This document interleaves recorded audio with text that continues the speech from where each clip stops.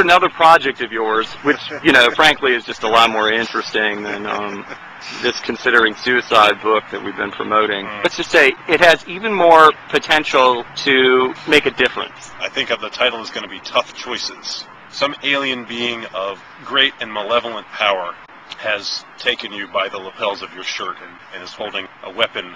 And what he says to you is, you have a choice. You have to do this thing that's undesirable or this other thing that's undesirable. If you don't do either one, everybody in the world is tortured and murdered. What was my suggested title for this project? Gross Dilemmas. 101 Gross Dilemmas. Well, which is what you should call it. Okay, the number part is good. And the Gross Dilemmas part.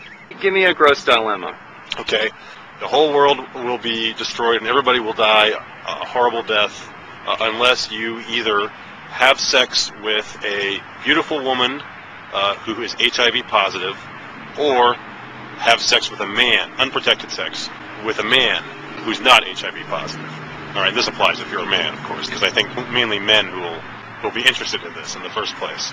Another which came to mind after reading a story about a man in South Carolina who was arrested for sexually abusing a horse. Yeah. And they don't all involve having sex with things. But the really good ones do. If, again, this alien being of awful, malevolent power was going to mess with you and he gave you the choice of either having sex with a horse or having sex with a dead body, which would you choose? What are we supposed to say? It's just supposed to provoke discussion, like which would be a less detestable thing to do and why. And for you personally? What would my answer be to the that horse question versus corpse? Yeah. I think I would have to go with the corpse. A corpse is at least human, or it was. It's the remains of a human, and there's no actual physical danger. Like a corpse can't trample you. Wouldn't want to do either one, but that's the whole point. But can you take a little time to get to know the horse and let the horse get comfortable with you? Well, it's not a romance. Well, no, but the romance might make it a bit safer. Take the horse out to dinner, open the stable door for the horse, be chivalrous.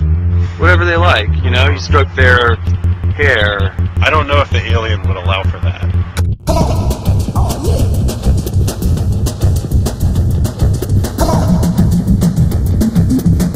But the thing is, there's always going to be some wiggle room, which is what I would want to try to avoid. So to speak. Yeah. So to speak. Unfortunate choice of words there. Fortunate for our viewership. Wiggle room. They all feel very fortunate for me having used those terms.